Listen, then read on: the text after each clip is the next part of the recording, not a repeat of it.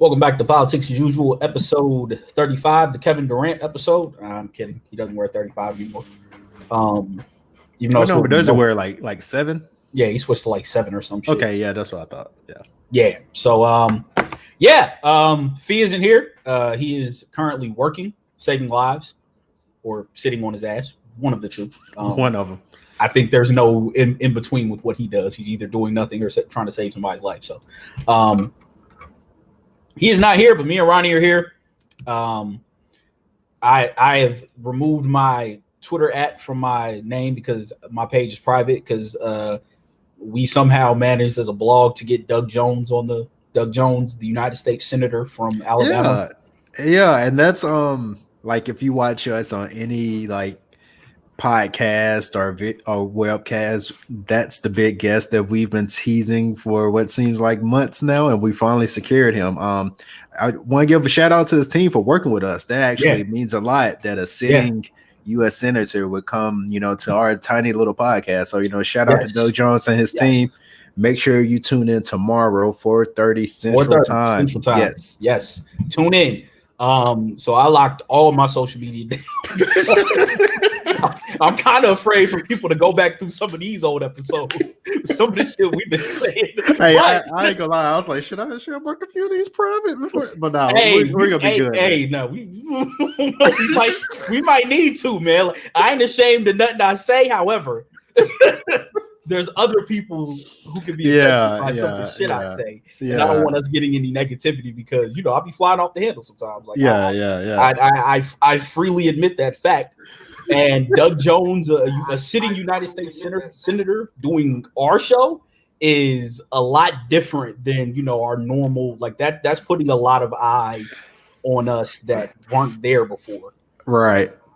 So it's a bit of a big deal. Yeah. Yeah, that's a huge deal. And he might win re-election in Alabama, which is next to impossible. There's an old saying with Alabama that if Jesus ran with the D next to his name, he would lose if Satan was running with the R next to his name. Mm-hmm. That's in the middle of the Bible Belt. So, this is that's freaking huge, man.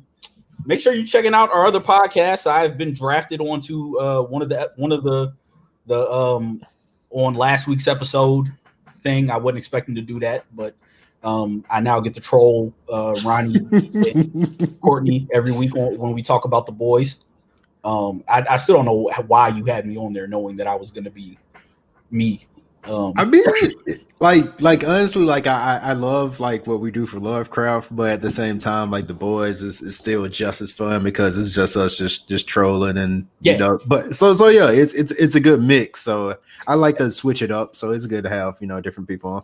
Yeah, I'll say this. This isn't a spoiler or anything for the boys. 6 minutes in, I wanted to kill Huey. So if you haven't seen it yet, you'll understand why. Yeah. If you don't listen to that podcast, we can get into a little bit of that here because we have a very light schedule. We don't even know what the fuck. We thought we were talking about Hybrid Theory because they released the 20th anniversary edition this week, and Mike Shinoda's been all over Twitter talking about Hybrid Theory, and everyone's been talking about Hybrid Theory. So we thought it was the 20th anniversary of Hybrid Theory. I thought it was today. We thought wrong. We were wrong. It's not for another 2 weeks. No. So I was getting ready to get my hot take off about how Hybrid Theory is their best album, even though I love Hybrid Theory. But on the boys, man. If you haven't, Ronnie hasn't seen the finale yet. So so please don't drop anything in the comments. I will I will block you. Yeah. Please. Don't do that. Chill out. But yeah, man, wild finale. I'm still mad that they didn't give us this all in 1 week. But I can say, and we'll get into more of this when we do the live recap on Monday for the boys. I think I see what they're doing now. Okay. I think I see what they're doing, and I think the twist is still in play. Okay, because for you to be like you wrote out most of the season being a cynic, so for you to who is this nigga? Who is this nigga? I need to know. Well, Nelson, thanks for joining us. But yeah, for you to be riding along and as a cynic most of the season, and for you to say that, then I'm reassured. I feel good now. Yeah, I initially I was like, all right, what the fuck are y'all doing? But now I think I see what they're doing, and it actually makes a little bit of sense. Okay. We'll get into that when we I still want to know what the fuck Nelson is. But we'll get into that when we do the live recap on Monday. Make sure you tune into the Lovecraft Country recap. You can find me in the comments making outlandish remarks. Yes. And I got to figure out, are they going to give me an in for Montrose this week to tie it into the boys? They haven't failed me the past few episodes. So we'll see. I didn't think I was going to get one until he said you're boys. You're going to have one. They're going back to Tulsa, so you're going to have one. And I think this ties back to when Montrose said, like, oh, it smells like Tulsa. So I think it's going to be about him and Atticus' mother and Uncle George. Yeah. So yeah, very, very, very interested to see what's going on with Lovecraft Country. But yeah, so it's not really much to talk about this week. The Lakers are about to win their 17th NBA title. Yeah, very anticlimactic. Not even full disclosure, I haven't watched a single game of the finals. Yeah, me neither. Yeah. I've followed along with the scores, but I'm not reactivating cable to watch LeBron beat an undermatched team. That's just that's not fun for me. I've hated on LeBron too much in his career. The worst part of this is we have to retire what was probably the greatest fan nickname in sports, which was the 3-6 Mafia. Yeah. I thought we were going to get more out of that. Yeah, because to me, and by the way, this isn't like Bron hate, because I'm at the stage of my life where like I don't even hate on Bron as a player anymore. But he is who he is. Yeah, he is who he is. But at the same time, it actually would have been more intriguing to see him push so hard for this bubble to happen and to totally just lose. That would have been more exciting. But now this is like, oh, the story plays out just like it was written. So I mean, the Clippers were the only team who had a chance of beating them. Yeah. And maybe if the Bucks could have made it, maybe Giannis and them would have given them a matchup. But I mean, I love Jimmy Butler. He don't have enough. There's too many 8 for 17s and 21 points from him to beat LeBron James and Anthony Davis. Right. I don't see it happening. So, we got to retire. Look, LeBron is who he is. I don't think this ring is going to change anybody's brain. On the people who think he's the greatest of all time already think he's the greatest of all time. And the people who don't. Like, I don't think there's any movement on him as far as where he goes in your hierarchy. Here's the one thing I will say, because Isaiah Thomas brought up a good point where he was hating on MJ as usual. Of course. he was talking about how LeBron might be the best all-around player ever. And I've long thought the one thing that LeBron fans have been meaning, but haven't been saying is they're saying he's the greatest of all time, but their reasoning is, well, he's the best ever play basketball. And I'm like, okay, that's probably true. Mm-hmm. But the best ever to play doesn't mean he's the greatest to do it. Like, that's, those aren't necessarily like the same thing. Like, I think the best rapper I've ever heard is Lupe Fiasco. He ain't the greatest rapper of all time. Yeah, it goes back to the Aaron Rodgers, Tom Brady conversation. I was just about to go there. Like, Aaron Rodgers might be the most talented quarterback to ever play football. He's not the greatest quarterback of all time. People say that, and they're wrong. But like, his talent level, and now Pat Mahomes is probably taking that crown. Yeah, Pat Mahomes he's already surpassing that. He's easily going to be. He's doing things I never even thought were possible. But yeah, much to your point, and there's a distinction there. I mean, because obviously to reach that level of success, like, you have to have talent. So it's not like people are saying like, oh, these people lack talent. It's just that there are certain people who are as talented, if not more. They just don't have the same accolades, and that's for a number of different reasons. Maybe they were in bad situations. Maybe they had bad matchups that didn't favor them once they got there.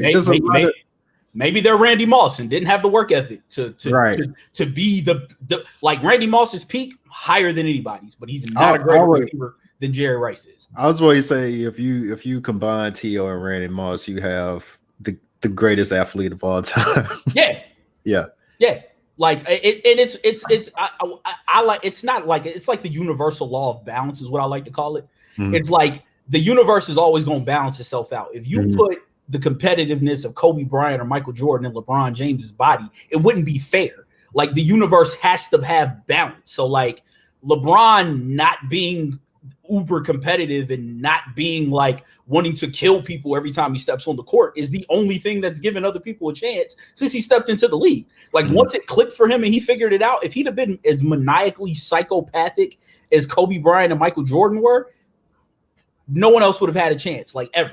And that's not saying he should just attack it, but it is what it is. Like he's not that guy. If Randy Moss would have had Jerry Rice's work ethic, he'd have had 2,000 yards every year because nobody could stop him. Nobody. Like it's one of those things. Like you get those people. Tom Brady, again, insane competitor. I always say, like, for people who give the grief on him the first 3 Super Bowls, I always say they don't win those first 3 Super Bowls without him because he's insanely competitive. Like when he got to Michigan, he was the 7th string QB and still managed to end up starting by the time he left. Like most people, Drew Henson. People say Drew Henson was the one. Fought off Drew Henson, was like, no, you're not doing this. Like there are those insanely competitive people, and it's usually the people who had to overcome something. MJ getting cut, had an older brother who was better than him, who just didn't have the body. Like imagine if Larry Jordan was the one who got the height, who instead he's my height. He's 5'8", 5'9", but has ups out this world. MJ just happened to grow to be 6'6". Like imagine if that's the universe just has to give other people a chance to do some shit. Yeah, it can't put everything into one pot. It has to when it gives, it takes away. Yeah, and I mean, and that's like not to get too deep into psychology, but it's the old thing about how like people who like whatever people are good at, it's like in direct opposition to what they're weak at. Like you're compensate like so.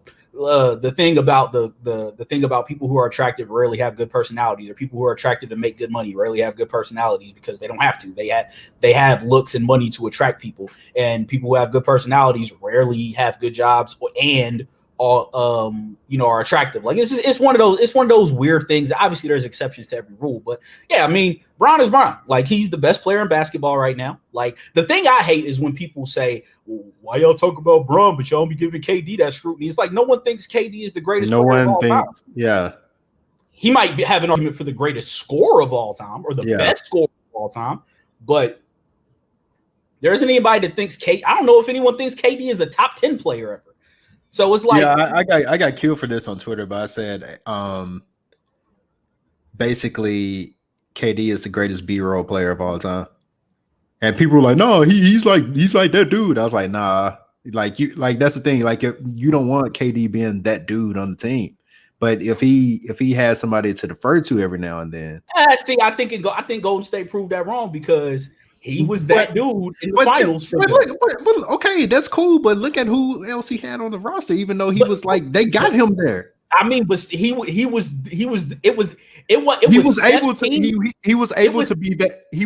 to be that dude because he wasn't playing with Danilo. I wasn't even gonna say Russ. It's Russ. We know it's Russ. Okay. Let's. Okay. Now, KD in Brooklyn is going to be an experiment because I got to see how him and Kyrie mesh, and then Steve Nash. It's a disaster. Yeah, I don't know. Like I think the reason KD was able to be that dude on the court is because Steph took so much of the heat off the court. Exactly, that's what I'm saying. His team, but KD was just able to go out and focus on ball. Like he was the dude on the court. Steph was the dude off the court. Yeah, and not even to get into like, because I hate like the notion of like alpha males and beta males or whatever, but all that shit is false anyway. Right, it's false anyway. But Kyrie and KD are too alike to be on the same team, and they basically they think they're, as far as like leadership and being like the go-to guy on the team, they think there's something that they aren't. Kyrie proved that in Boston.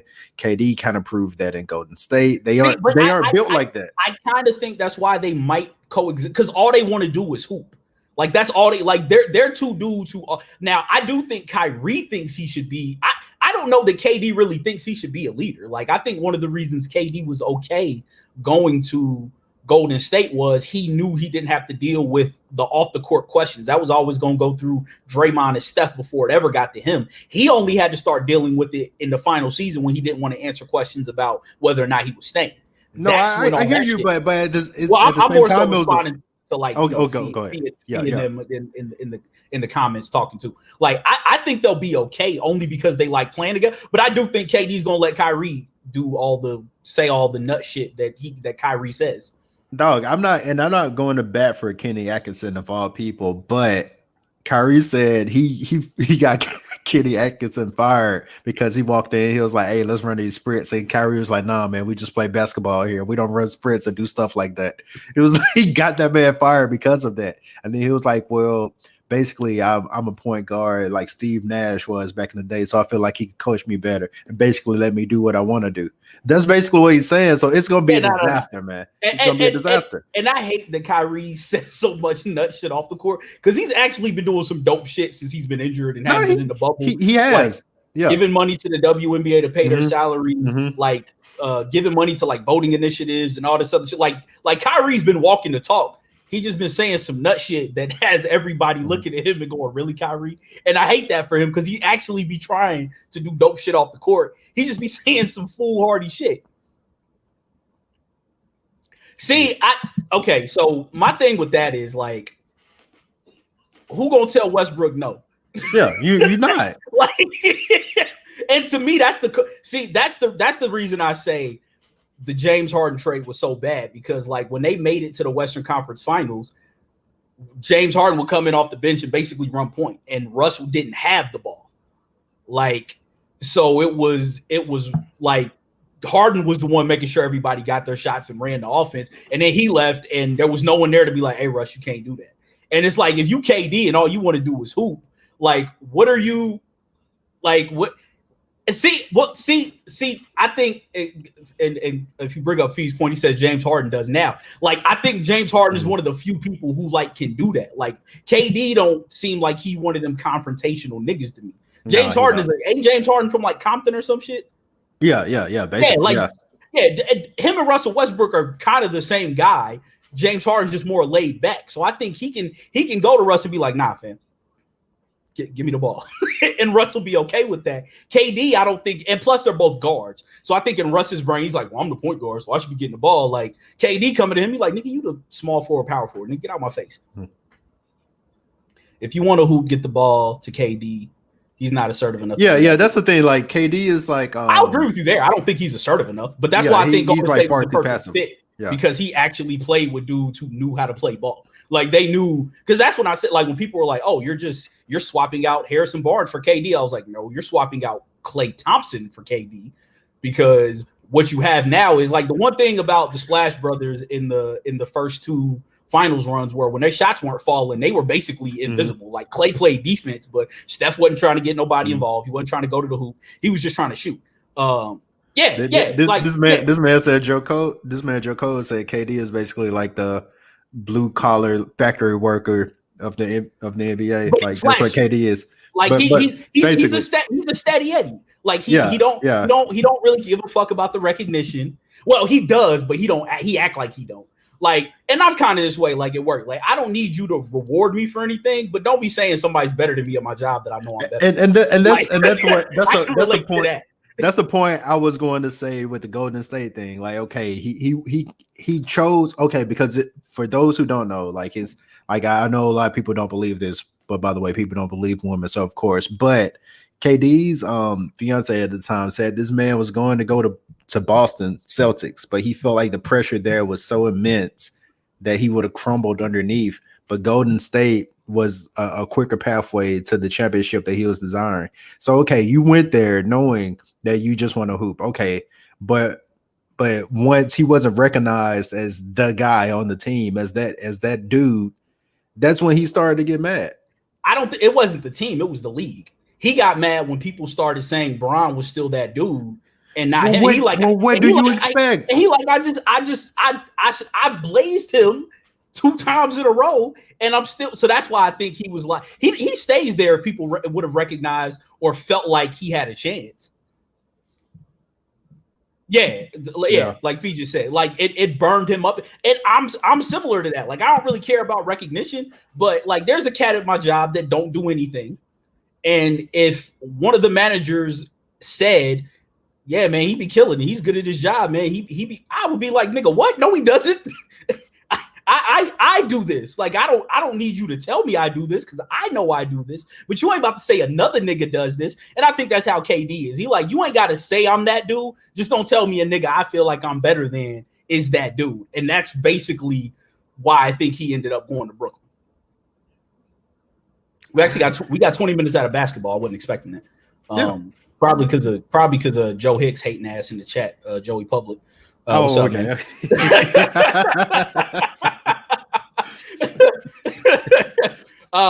But I mean, Bron's I said Lakers in 5 before it started.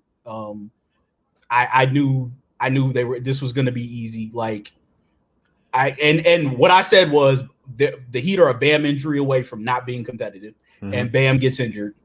There you go. Because is Myers Leonard supposed to fucking stop Anthony Davis? Absolutely not. No.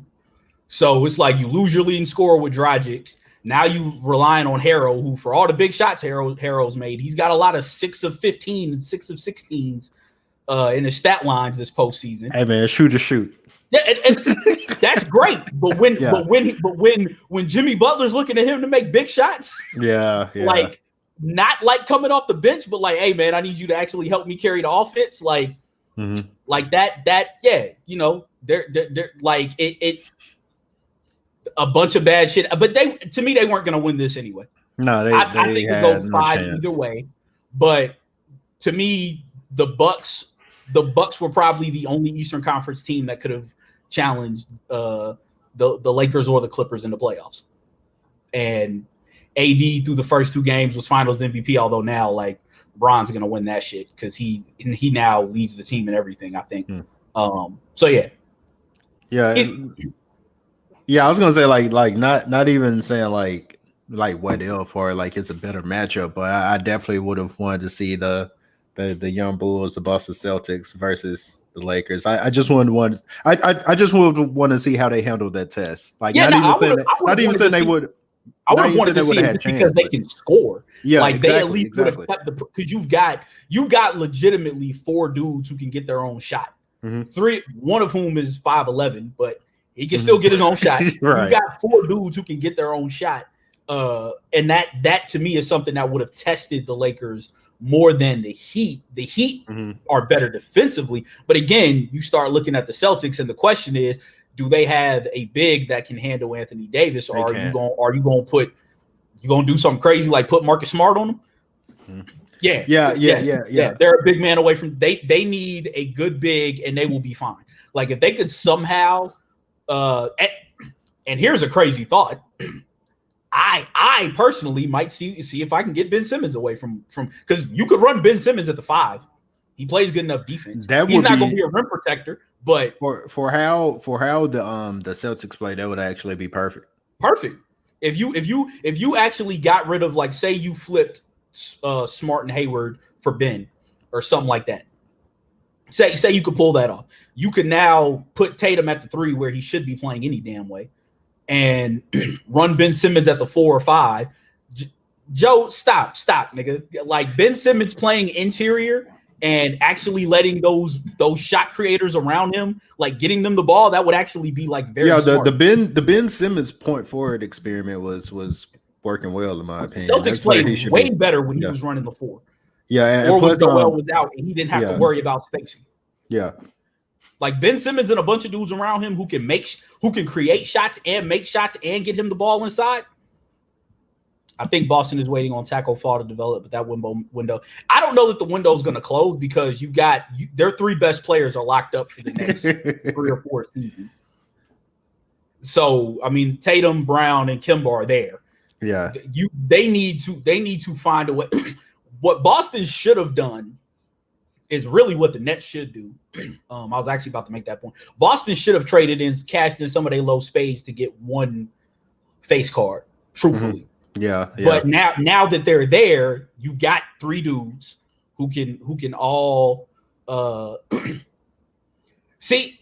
The reason I don't think it looks like Milwaukee all over again is because Milwaukee's second best player is Chris Middleton, who can't create his own shot for real.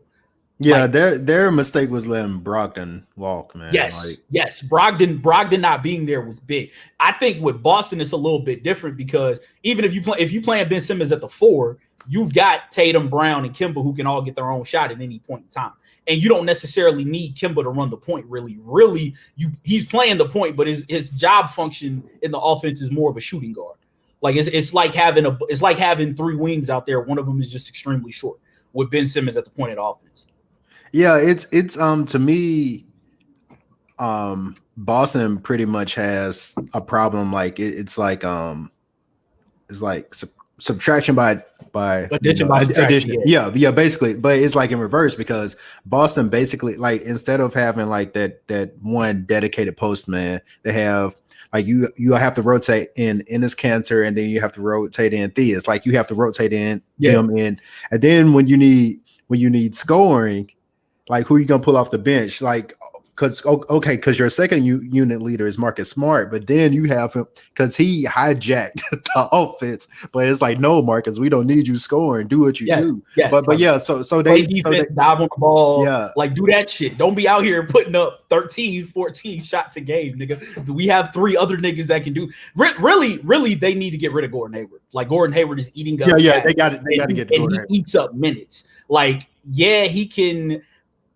Gordon Hayward to me would be most effective is if like they were playing him as like the 4 and he was the 4th option on the offense.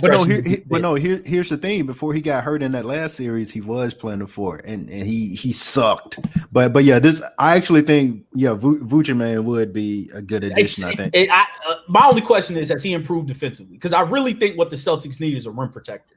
They do a true rim protector, and they would be great. Like they need somebody interior who can deter shots because Brown is a good defender. Smart is a good defender. Tatum is getting better defensively. Like Kemba is who he is on defense. He's a fucking turnstile, but that is what it is. He's not there to play defense. He's there to. But like I think the Celtics' problem is their 5 best players are Hayward, Smart, not in this order, but Hayward, Smart, Tatum, Brown, and Kemba, and none of them can play the 5. Mm-hmm. So. And really, it's really three wings and 2 guards, essentially. Right.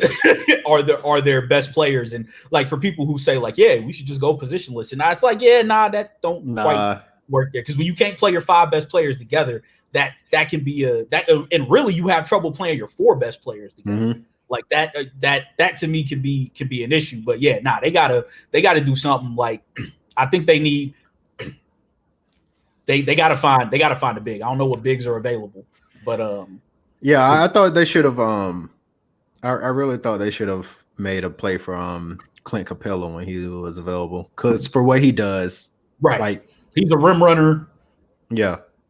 Like I mean, truthfully, like they could use JaVale McGee might be better than. Because he showed with the Warriors that if you put him around a solid team and a solid organization, he ain't gonna do a ton of dumb shit. He was perfect for them. He was a nigga who ran to the hoop, got rebounds, deterred shit at the rim. That's really all Boston needs. But like, ain't Tice like 6'9" or 6'10", some shit like that? Yeah, he's like 6'9", I think. It's just and Cantor can't do nothing with nobody defensively. Like, Cantor ain't it. Yeah, they got to make some moves. I actually do think, but I do think like the Nets are going to come up on this issue. If I'm them, I try to flip because you got what? Joe Harris, LeVert, Spencer Dinwiddie, and a couple other cats. Like, see, here's the thing I think they're going to do, and it's going to be a big mistake. I think they're to get one more player in or to like bolster up their roster. I feel like they're going to get rid of a key player like Spencer Dinwiddie or Caris LeVert. If you get rid of Caris LeVert, then see that's my thing, man. With KD and Kyrie, Caris LeVert. I think Dinwiddie's more important than LeVert is, just because Dinwiddie I think off the ball help with Kyrie. But if I my brother's point, if I have a chance to say go get Paul George, because Paul George is the perfect 3, because he's the perfect third option on your team. If I can move Dinwiddie and LeVert to get Paul George, you now have Joe Harris, who is a sniper, absolute sniper. At worst, KD's going to be Dirk Nowitzki next year. Like, people keep saying, well, we don't know if he's going to come back the same guy. Okay, you have a 7-foot dude with unlimited range. He may not be as explosive or be able to put the ball on blow by anymore, but can't nobody block his shot. So you slot him up to the 4, and you let Kyrie, Joe Harris, and Paul George handle the perimeter shit, and then you have Allen and what's his face, Jordan on the interior. Like, I think I think they have to do that. Like, yes, playoff P, way off P, playoff P, and the P is for pathetic. Like, yes, Paul George should not be your number 2. But I also think that trade actually helps the Clippers because getting Kawhi, a couple dudes, removing Paul George from the equation and getting Dinwiddie and LeVert actually makes the Clippers better in my opinion. I think they're all over it. I think like both parties are. I think Paul George is wanting to get out and the Clippers are wanting to get rid of him. So it's feasible. Yeah, I think the Nets instantly become better with that because, again, you don't need Paul George as your second guy. You need him to play defense and occasionally hit a shot. That's it. He's not supposed to be your go-to guy because Kyrie and KD can handle that. They can both make late game shots. Like, you don't need them. And Joe Harris can, if he's open on a catch and shoot, him as your 4th guy is perfect. So I think that helps both teams personally. If I'm them, I do that. All I know is as the only Nets fan, as the only Hornets fan on the internet, Mitch Kupchak, you keep that baggy jean wearing motherfucker away from all of the draft process. Do not let him anywhere near or make any draft decisions. Goddamn. No, let's get into that. So I've been keeping up with this draft only because it's like a total anomaly. It's like historically trash, but I do think there are some gems here. So who in this draft do you think is going to be like the sneaky breakout star? I have one person in mind, like one person who I think is just the best person in the draft, but he's like late lottery, but I think he's going to be the best one. I honestly don't know. I don't know enough about this draft class. I know who the Hornets want to pick, and they better not pick. Wait, who do they want to pick? They want Wiseman. You know why? Because the Hornets thing has long been, well, yeah, if we can just get a good center and a good big man, because that's what I hear all the people reading. They've been trying that for so long. And my thing is, Frank Kaminsky, like, and my thing is, what big man in the league outside of Anthony Davis is worth anything right now? Like, can win you a title? Please tell me that. Obi Toppin. Please tell me. That's another one. I've heard like, we should take Obi Toppin. And I'm like, no. I don't trust Obi Toppin, man. How many short power forwards do we need? We got PJ to 6'7". We got Miles to 6'5". Like, we don't need no more short ass power forwards on this team because to me, the pick is either Edwards or Ball. That is it. Yeah. I don't give a damn. Wait. What pick does Washington have? Washington. Charlotte. I mean, excuse me, not Washington, Charlotte. Excuse me. We have the 3rd pick. Okay, you're not gonna get Anthony Edwards. I'll tell you. No, I know. I'm saying, but if it's him or Ball, those are the two you pick. If Wiseman's there, you take him. But honestly, for everything I said about Obi Toppin, I like him in Golden State. I take Wiseman if I'm Golden State. Yeah. Now. If to me, I take Toppin if you can get rid of Draymond. Because technically Eric Pascal is a taller, younger Draymond. That's what you drafted him for. So I think it's time. That is why I said giving Draymond that extension was one of the dumbest basketball moves I've ever seen. If he loses a step, he is Khalid El-Amin with anger management issues. And I'm not even being. Draymond is not a great one-on-one defender. He's a great help defender. His value is being able to make plays on the break, being able to initiate the offense, and flying around on defense. If he loses a step and can't fly around on defense no more, he's Khalid El-Amin because he can't shoot. So he gives you almost nothing offensively except initiating. So if you got Eric Pascal who can do all that same shit, why do you pay this man 20? And you still got fucking Wiggins. Like they have two of the most untradeable contracts in the NBA. Yeah. Like nobody is taking Draymond Green or Andrew. That's why I said they were stupid to trade D'Lo. If D'Lo in this number 2 pick could get them a 3rd star very easily right now. very easily right now. Like there are a lot of people who would be willing to offload. I honestly think if they went to Joe, come on, man. No, Joe is actually 100% correct. He is right. He is instantly No, Rodney Rogers. I can't remember the last time. I can't remember the last time I've even thought about Rodney Rogers, man. That reminds me of one of my favorite rap lines. And Cole said it on warm up. Lord, please let my problems disappear like Ron Mercer. That shit was fucking hilarious. Because I heard that shit and I was immediately like, damn, what happened to Ron Mercer? Yeah, what happened to Ron Mercer? Yeah. I heard that nigga name in like 5 years. Like that nigga just vanished. And that nigga Cole, that's one of the perfect rap bars for me. But yeah, nah, I think if Golden State went to, if they had D'Angelo Russell right now, he's tractor trailer for Michigan. Come on, man. But no, that's that is 100% true. Look if he contributed from distance. But yeah, nah, like I think if Giannis said he wasn't gonna resign and they went to Milwaukee and said, we'll give you the number 2 pick this year, D'Angelo Russell, and our first round pick next year, and the option to pick swap another year. Turn it up. I think Milwaukee says, let's do it. Let's do it. I think they say, let's do it completely. Because Eric Bledsoe ain't it. D'Lo's at least exciting, and you can get another big man in James Wiseman, or because from what I've been hearing, Minnesota's apparently afraid to make this pick because of how they fucked up with whoever they drafted last year, and they're almost looking to trade out of it. So yeah, I'm because I don't know, they might say fuck it and go for LaMelo.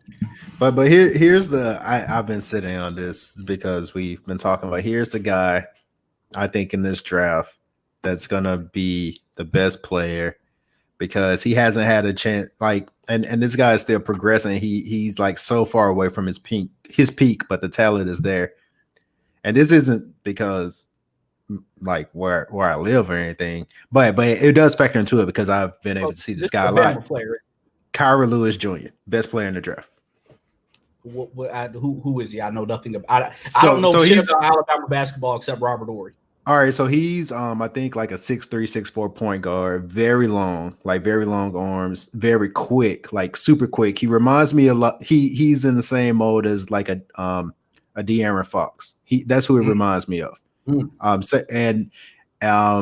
He's very young too because he graduated early. So he came to Bama when he was 17, turning 18. Like he graduated a year early. He bumped up into the next class. So yeah, young guy. Played for the USA under 21 team, so he has that type of pedigree. Like he's a seriously good player. And like I say, he hasn't quite reached his peak yet. So I think that's why right now he's been looked at as like a late lottery. But I think he's going to go to a very good team, and he's going to be given time to progress. Kind of like my man I call him Shai Glizzy Alexander. It almost reminds me of that, like that type of situation where he's going to be given time to like really come into his own. So yeah, I think Kyra Lewis Jr. is going to be that guy. Another guard the Hornets had a chance to pick and didn't. Actually, they did. Yeah. You'd be so disappointed with the. You'd be so disappointed with the Hornets. But that's why I'm a Hornets fan, because I know they're going to do something stupid. Like I know they are. They're going to pass on Donovan Mitchell from Malik Monk. And Malik Monk's gonna get popped for whatever it was he was doing, coke.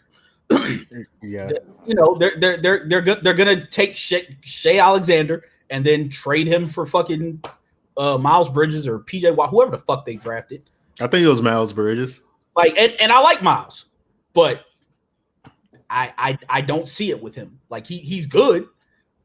As I've said, the two Hornets games I went to this year, the best player on the floor was Malik Monk every time, and that's saying a lot. Yeah, I'm just ready for y'all to give Devontae Graham that supermax. Oh no, he won't ever get the supermax. Let me tell you why. And I think I was talking to our boy Joey Public about this. Number one, Devontae Graham is 25 years old. He will be 26 next season in like February, I think. He's only in his second season. He is a late bloomer. He shot under 40% this year. At best, he's a maybe 21-7 guy, 43, 38, and like 84, some shit like that are probably going to be his splits. All right, man. Cheese Eyes gonna surprise you. No, because see, here's what's gonna happen. He's eligible to get the first rookie max after next season. Yeah, They'll give it to him. Mm. But when that contract ends, he'll be 31. He ain't getting no super. Oh, okay. See, I thought he was like 23. I didn't know he was like 25. No, okay. He graduated. He left Kansas when he was 23. That's right. Right now, like, if I'm not mistaken, his birthday is in February. So, yeah, he was born in 95. He's 25 currently. So is it worse? Is it worse than the Rondo cut? Because man, whoever got Rondo, I saw a picture of that Rondo cut, man. That Rondo cut. Rondo was like, "Give me the Rick and Morty." Like that fade was so terrible, man. Like that shit was fucking ass. Like, Rondo, what is you doing? Like you're not gonna blend it or nothing, man. Just like what is you doing? But I want the Hornets to. If LaMelo's there, I hope the Hornets pick him. I think we're gonna end up getting stuck with Wiseman because either Golden State and or Minnesota is going to trade out. One of them's going to take Edwards, and the other is probably going to take LaMelo, whoever trades into that. And we're going to get stuck with Wiseman, and we're going to have another useless fucking big man in the NBA where big men don't even fucking matter anymore. Yeah. So that's my prediction. We would get the third pick in the 2-player draft, essentially, in my opinion. Or we'll do something stupid like draft Obi Toppin third. Because he's a safe. No, nigga, no. We don't know. We don't need safe, nigga. Go exciting.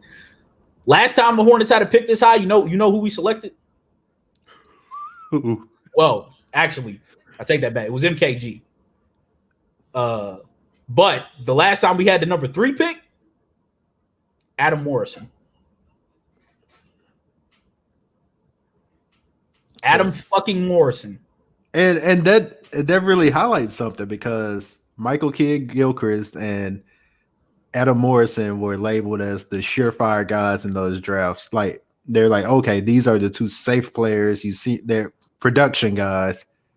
Very low ceiling, but they're production guys. They're proven. They get to the league, and all of a sudden, it's a different story. Let's see the 2006 NBA draft. Who was available at that time? There was Brandon Roy, Rudy Gay. Hell, JJ Redick would have been a better pick. Thabo Sefolosha would have been a better pick. Well, see, I'm glad they didn't get JJ because JJ will probably be out the league right now because Rajon Rondo would have been a better pick. Kyle Lowry would have been a better pick. Shannon Brown would have been a better pick. Jordan Farmar would have been a better pick. Steve Novak would have been a better pick. PJ Tucker would have been a better pick. Paul Millsap, like come the fuck on. And let's go to the year Michael Kidd-Gilchrist was drafted. Oh yeah, now that's gonna make you sad. Those are rough years. Oh no, I've seen it enough times. Okay. I want to make sure I have all the players correct. Michael Kidd-Gilchrist shoot like this, man. Directly after Michael Kidd-Gilchrist, Bradley Beal. Who else was in that draft? Damian Lillard, Harrison Barnes, Terrence Ross, Andre Drummond, Austin Rivers. We ended up with Jeremy Lamb. Who else? Evan Fournier would have been a better pick. Festus Ezeli was probably a better pick than him. Draymond Green, Jay Crowder, Chris Middleton, Will Barton. This second round is actually like really, really good. Yeah, that's actually a really good second round. Yeah. That's so that and then the Cody Zeller year. That one was just even worse. That's just inexplicable. That was the number 4 pick because again, Michael Jordan has this idea that we need big men, even though he won all of his NBA titles without a legitimate big man.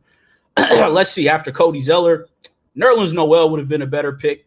KCP would have been a better pick. CJ McCollum would have been a better pick. Michael Carter-Williams, Steven Adams, Kelly Olynyk would have been a better pick. Giannis, there's your big one. This draft was that. Rudy Gobert, he's right there. Alan Crabb might have been a better pick. I mean, yeah.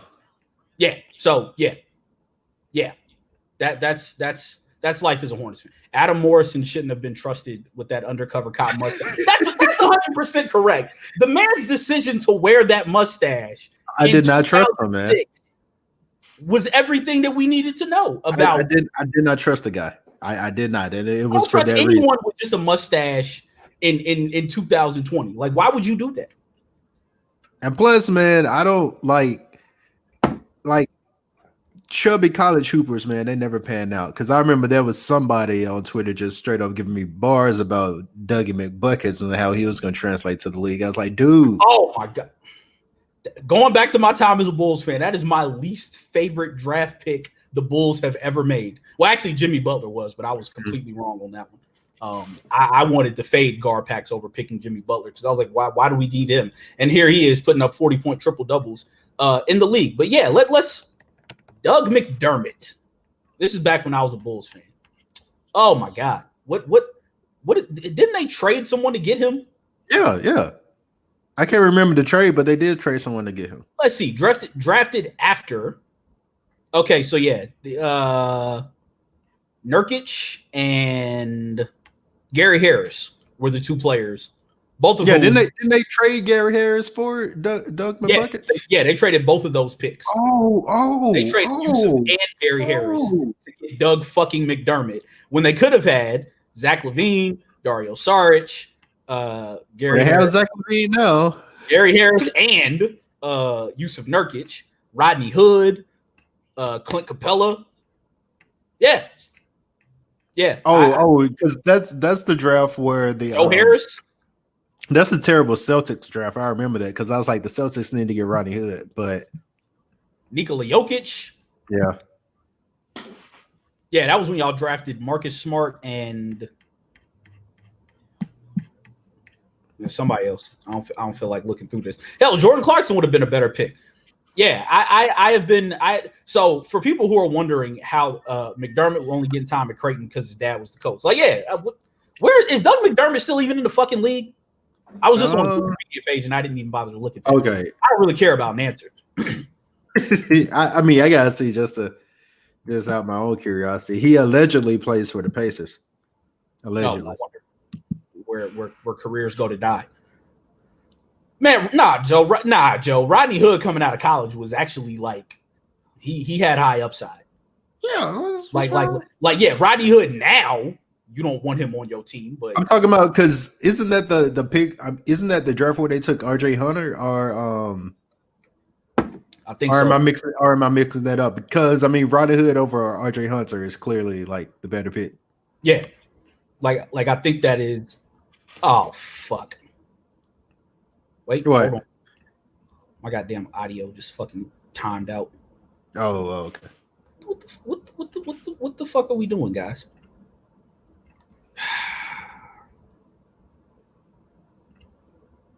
Why is my what? I didn't select this, and I didn't select this. What the fuck are we doing, guys? Fucking logic. All this goddamn money I pay for a MacBook, and this shit got fucking MIDI outputs timing out on me. What the fuck is wrong with y'all? Anyways, it's enough on NBA. We got 48 minutes out of NBA. Yeah. Good. In other news, this show is called Politics as Usual, but we don't normally discuss politics. But Miss Rona was loving the crew. Hold on. That's even. This is even worse. This was the James Young year. I just had to point that out. Even worse. Yo, Logic, what the fuck are you doing? Oh, it timed out again? Yeah, this shit fucking. Do you want to use these? No, I don't want to use these fucking headphones. Stop changing my fucking inputs. I'm finna delete this shit and start using Ableton. Some fucking bullshit. Oh yeah, just switch over to Ableton. All right, we back. Anyway, that's what I used when I was a fake producer. All right, we gotta hear some of the rhyming beats. I was making the Cassidy beats. Hey, I was making the Scott Storch beats. Yes, technology, Joe. Tech fucking knowledge. Yo, I retweeted that the video of what was Russ? As I hear Hakeem. The Russ. Oh, yeah, no, the Russ video. The Russ video. And they put it over the NBA Live 2005 video or 2003. That shit is Oh, that was the worst beat I've ever heard. Man. Oh, let me see if I can find that beat on YouTube.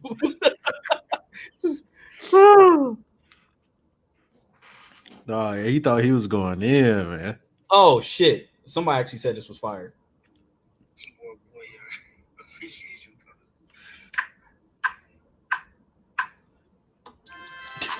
Oh wait, that's a meme of it. God damn it! I want to find the actual beat.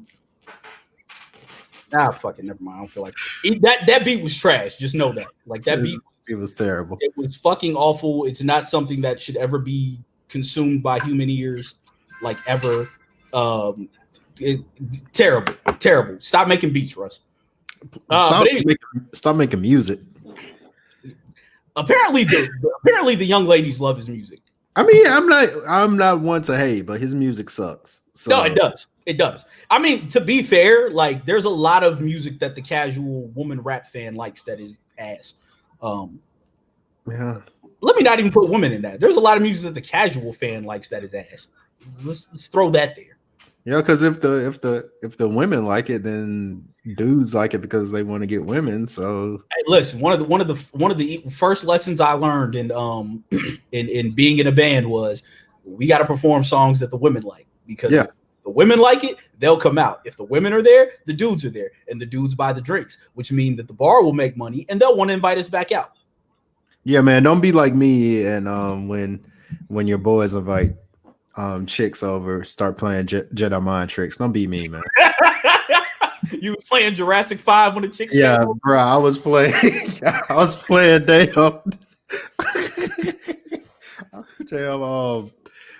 damn War Report. Hey, I was that way. Because for me, I'm like, I was like, yeah, this is hard. Listen to this nigga's bar. Yeah, listen to this tragedy Gaddafi. Like now I will say one of the most asinine things, like, yeah, I get when you at like a kickback party situation, like, yes, you want to hear like that kind of music. But I hate when niggas be like, why you be listening to that? The hoes don't like that. I'd be like, what women do you be around? Nigga, I don't deal with women who only listen to turn up and twerk music and scammer nigga music. Like you can't even play that shit in my car. I'm gonna look at you crazy. Like I'm not passing you you're not finna defile this fine piece of German engineering. Listening to fucking Flo Milli or whoever one of these. Hey, chill out, man. Flo Milli dope, man. Flo Milli dope. She attractive. I don't know if her music is any good. Yeah, she's a cutie too, but no, she's dope, man. You're not finna defile my car listening to City Girls, even though Carisha is fine as all get out. But yet you're not finna defile my. I don't listen to that. I get a headache listening. I'm too old for that. At this stage in my life, this is why Stunner Girl go hard, Millie. Stunner Girl. Just go to her Instagram and you'll understand why he says that. Oh, okay. Let me look up Stunner Girl on IG real quick and you'll understand. They were playing her song last week at our PlayStation chat, and I was like, "Oh, this is some ratchet shit right here."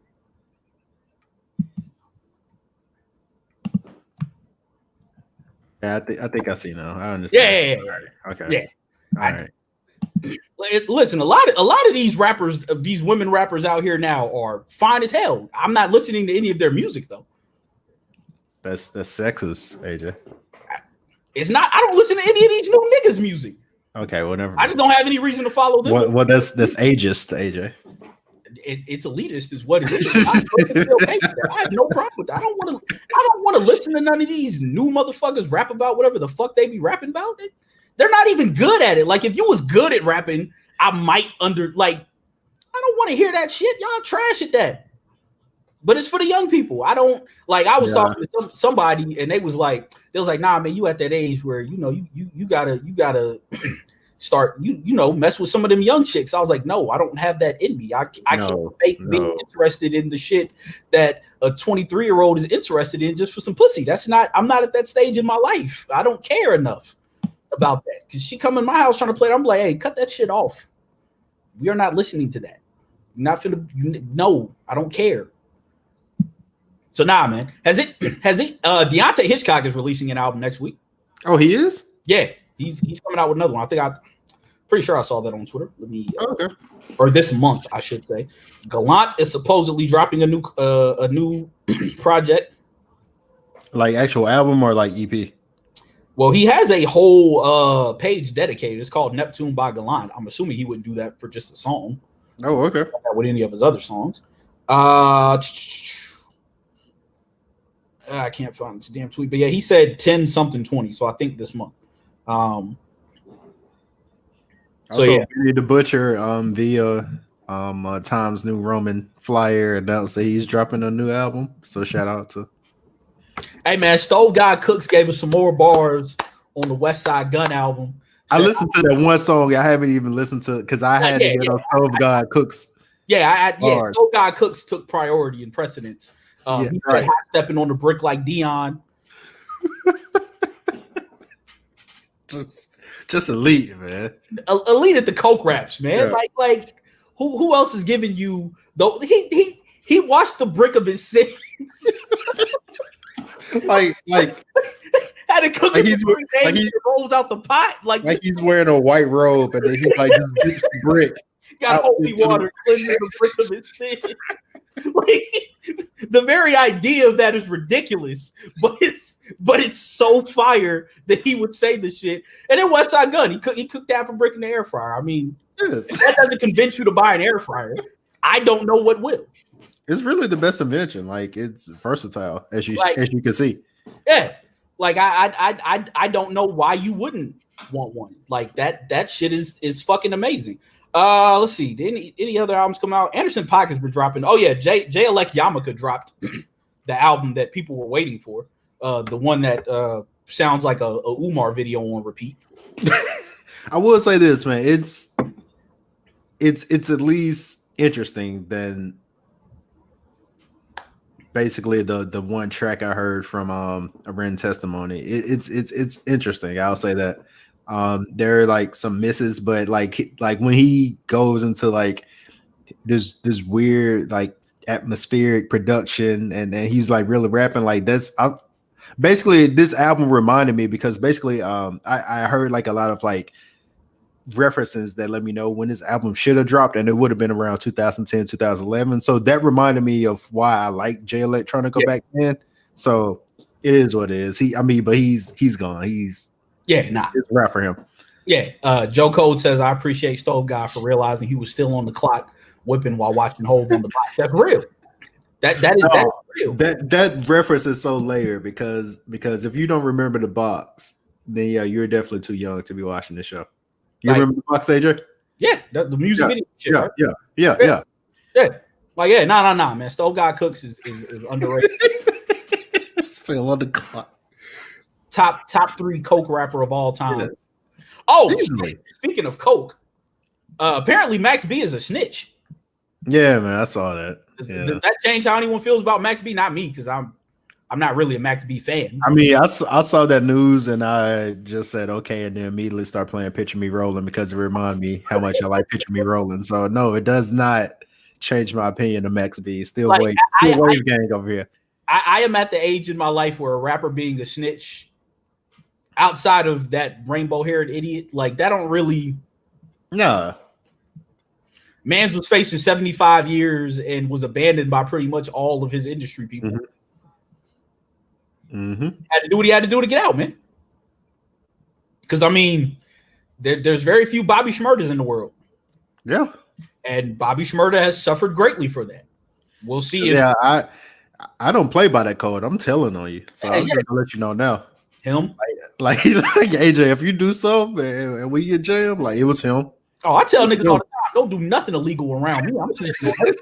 I'm telling on everybody. Like I am not going to jail for any of you niggas. Nah. I was that way at 13. I was that way at 23. I am that way at 33. You are not gonna repay me in cigarettes because I stay loyal. Hey, you ain't about to have somebody auctioning me off on the cell block for some ramen, nigga. You know, Squirrel Master try to protect me. Exactly, like hell no, nigga. Don't tell on all you niggas. Like here's my thing about snitching, right? Like if we both doing some illegal shit and I get caught, I'm not finna snitch because that to me is actually snitching. like, I'm not finna do that. I'm not finna tell on you to lessen my sentence or to get off for that, like, because we was both doing dirt. But if you do some illegal shit around me, like, let's say you ask to borrow something of mine and it gets traced back to me, and they're like, well, unless you can tell us who, nigga, you getting snitched on. Yeah, if I'm about to get jammed up simply because of proximity, then he did it. It was him. If it's me or you, it's you every time. Yeah, like, I'm that is simply just how I am. I don't give enough of a damn about any of you niggas to do jail for y'all. Like, it's gonna be first 48. I don't even smoke, but I'm gonna be like, yeah, man, bring me that pack of cigarettes. I'm gonna be everything. I'm gonna be the opposite of that. You a whole hoe out here video. You think I'm finna take the charge? Hell no, I'm a whole hoe out here. He did it. He did it. The fuck I look like? I am not doing jail time for any of you niggas. But yeah, apparently Max B snitched. That's why he's coming home early. Good for him, I guess. I don't really know what to say. I'm not a street nigga. Wave gang. Never been a street nigga. Rest in peace to Stack Bundles. Yeah, rest in peace, Stack Bundles. Just because we're bringing up Bird Gang members, but yeah, good for Max B. He's coming home. Hopefully. I mean, for making Picture Me Rolling, he deserves to be able to get out of jail for snitching. I just hope he can come home and actually get some of this money and stay out of trouble and all that shit. Like, that is my hope for him. I hope that all the love that people have been showing him, I hope it translates into his music streams. I hope he puts out some good music, and I hope that he is able to make some money, because he spent years writing for Jim Jones and helping him make money and wasn't getting paid off of his own labor. So yeah. I do sincerely hope that man is able to come home and reap the benefits of his legend status. Yeah, man, because no pun intended, but it seemed like because he went to prison, somebody else was able to capitalize on basically the style he created. So yeah, French Montana totally like rode his wave, and I feel like that success that French Montana ended up seeing, that should have been Max B. Like, so yeah. Max B and Stack, like, it should have been both of them. Like, they helped pioneer that, and that should have been like that whole all those Coke Boys, Riot Squad cats who didn't get to eat because Stack ended up dying, and the people who reaped the benefits of him and Max B no longer being in the game or the scene. Like, I hope all of those people pay it back to them and well, him, and allow that man to reap the benefits of of what it is that he's done in the lane that he helped create. Like, all this free Max B stuff when he gets home, I surely hope everyone who is screaming it supports that man, and all of the industry people put that man in a good place so he ain't right back where he was. Like, because we don't need that happening. Like, I do not listen to Young Thug's music, although I've said that he is a very talented fellow. Him saying what he said, that he was going to make sure that Bobby and Rowdy was set when they got home, I was like, you know what, I respect that. You have nothing to do with those gentlemen, but the fact that you respect what it is that they did. There's some real niggas in your eyes. I hope that they are able to eat as well when they come home.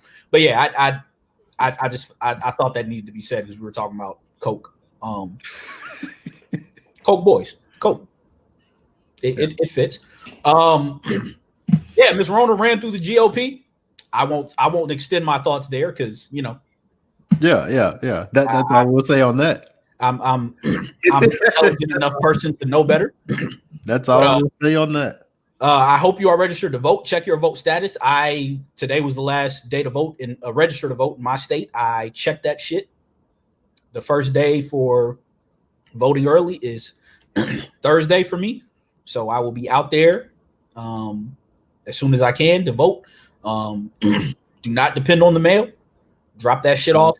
If you are voting, drop it off at your local elections office commission. Ain't that the place you're supposed to drop it off at?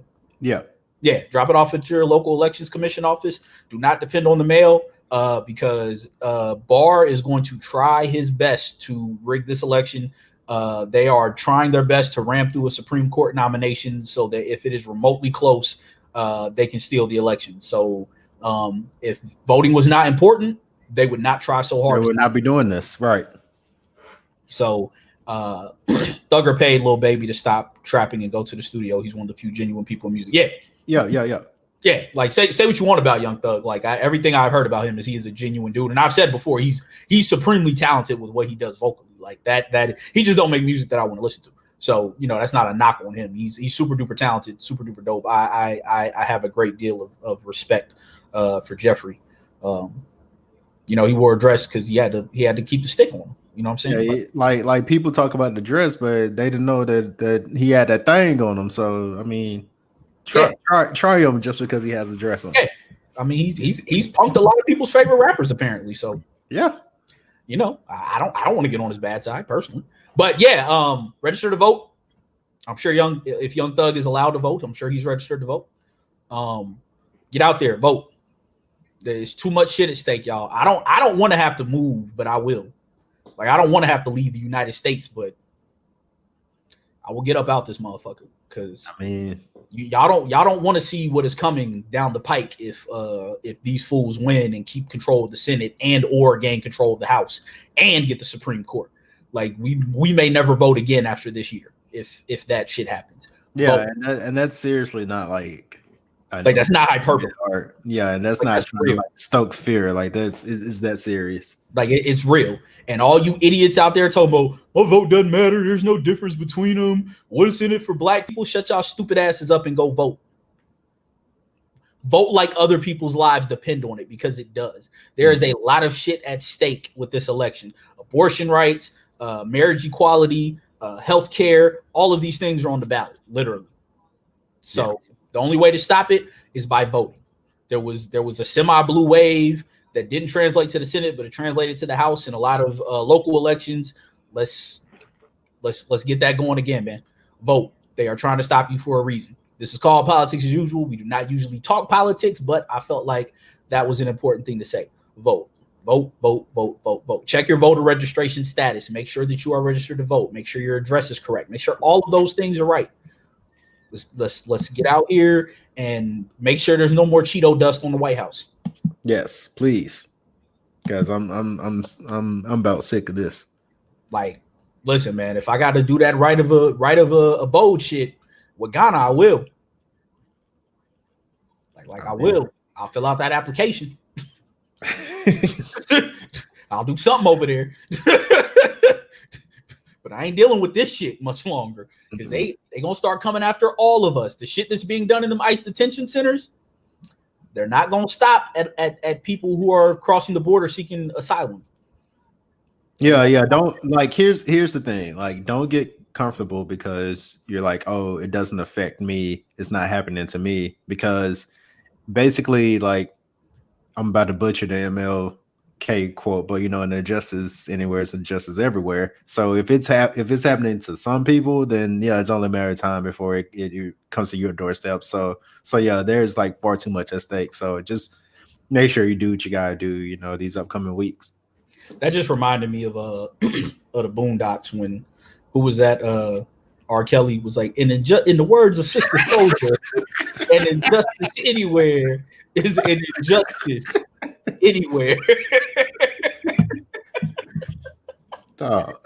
I'm in the middle of rewatching the Boondocks right now. I'm probably gonna start back posting. I've been posting video clips on. Well, never mind. You can't follow my account if you don't already follow me. But I've been posting video clips on that motherfucker for the past couple weeks. And Aaron Magruder was way ahead of his fucking time. He was. He was ahead of the curve on so much shit, and he got it right. And people were calling him crazy. And also, have you ever seen the 2 BET unaired episodes? Yes.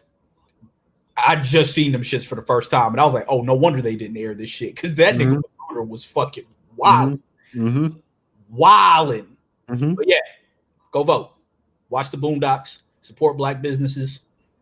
Log on to thekidswearcrowns.com, support our mini podcast. Again, tomorrow, 4:30 Central Time. Do the math for wherever you live. We will be talking to Alabama Senator Doug Jones, United States Senator. Not state senator, United States Senator. One of the 47 Democratic senators that we have in this country. Or is it 46? I think it's 47. I think it's 47, yeah. Well, I think a couple of them that caucus with the Dems are Indy. I think there's a couple Indy who just vote with us. Oh, okay. But whatever. One of the 40-some-odd people who are actually not trying to take your rights away in the Senate is going to be on talking with who? You and Ryan? Or you, Ryan, at court? Yeah, me, Ryan, at court. Check it out, man. It's been some dope stuff, man. We've had candidates for the House of Representatives on. It's been some good stuff, man. Again, we're called Politics Usual, but this ain't the political show. We have one of those. Don't Call It a Podcast, the election special. It's that important that we stop doing the entire Don't Call It a Podcast series to focus on election issues. So yeah, and the foresight and the vision that Ryan had, man, I'm glad to have him on the team because that definitely came in handy. Like, man, if you would have told me like back in March that we could potentially have Doug Jones like on our, tiny little podcast, I wouldn't have. Yeah, I wouldn't have thought it was possible. So for him to like go out there and pull in the guests that we've had, man, it's been spectacular. So yeah, make sure you think about Ryan. Ryan is not afraid to shoot big. Yeah, Ryan definitely goes for the no, and that's not in my personality. So I'm like, this shit ain't likely, so I ain't finna do it. Ryan's like, damn that, let's ask. So right. Kudos to him for having that vision and the gumption to go out there and go for the no. So yeah, Doug Jones on tomorrow. Tune in. It's big shit, man. Especially if you are in Alabama. I know a lot of our readership and listenership and viewership is based in or around Alabama. So check that out, man. And also do what you can to get out the vote. Please. Vote like somebody else's life depends on it. I know the majority of people that I rock with are going to be out there doing the damn thing at the polls, but we just want to make sure that we continue getting that out because we got less than what 4 weeks? We got 4 weeks now to election day. Yeah, it'll be here before you know it. Less than a month. It's coming, guys.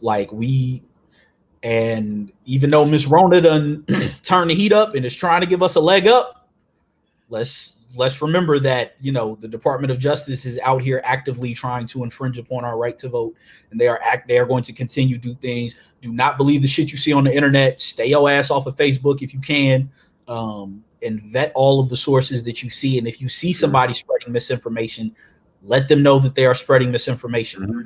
And because that is how they won in 2016. They actively tried to block and make black people cynical about the idea of voting, and it worked because they knew most white people could not be trusted to do the right thing, and they did. So get out, vote. This is the most I've seen. Just to give you guys a hint of this, I am a part of a Twitch community with the drummer who's in a metal band, and he has been pushing that hard as well to get out the vote, to get the Cheeto dust off the White House. So it's everywhere. I think they said we already have over 1 million early votes. That's crazy. Like there was some wild. I saw something wild that said we had like a 6-figure number of votes early. This was like a week or two ago, and at that point we'd only had 1,600 in 2016. Like something's up. People are getting out. They are definitely voting. They are not fucking around, and that can either be really good or really bad for us. But all I know is I'm gonna do my part. Please do your part. Let's try to make this country actually suitable for everyone who lives in it, and not just some of us. So, you got anything else? That's good, man. Just like even if you don't live in Alabama, because we're going to talk about a lot of things tomorrow that impact you no matter where you stay. Because once again, this is a U.S. senator, so even if you're not in Alabama, please tune in. So yeah, that's all I gotta say. Check us out tomorrow, 4:30 Central. The YouTube page will be also on the timeline, the KWC blog. So yeah, just make sure you check us out. Yeah, man, check us out. Sunday, Lovecraft Country live. Monday we're going live for the boys finale. We 4 days in a row of KWC podcast. That rarely happens anymore. Yeah, we are out here. I even temporarily paused my podcast because we got so much shit going on that I wanted to be at the ready to make sure if I need to jump on or help with anything I can. Joe Code says we get that Cheeto out of office. We got to play YG's FDT as loud as possible everywhere that night. 100%. See, here's the other thing, guys. The election may not be decided that night. I know we've all grown used to that for most of our lives. There are going to be way too many absentee ballots and way too many vote by mail because of this pandemic. Do not trust anything that you see election night. If they are calling it for him, make sure that you know that that they are doing that, and it is not necessarily true. We can't have another 2000 situation happen where votes aren't being counted. Hold your breath. It might be a landslide election night, blue, but it might be red might show up, and there might be a lot of absentee voting and them trying to discount the vote. But make sure that you are following reputable news sources and that you are not falling for any of the okie doke shit that those Russian bots and right-wing idiots and hoteps are putting onto your timeline. Please, for the love of God, and stay your ass off Facebook if you can. Yeah, that's all we got. Fuck Logic for fucking up 3 times during this goddamn thing. I'm gonna have to do some extra editing to get this shit corrected. I'll just send you the audio so you could fill in the holes, I guess. Yeah. I mean, it shouldn't be that big of a deal. It was only okay. I noticed it like right when it happened. Right, cool. I just want to know why the shit was resetting on me. But yeah, send me the audio anyway, just in case, so I can. Should let you upload it to the drive file. Yeah. I got it. Okay. All right. Yeah. See y'all next week. 1. Peace. Come on.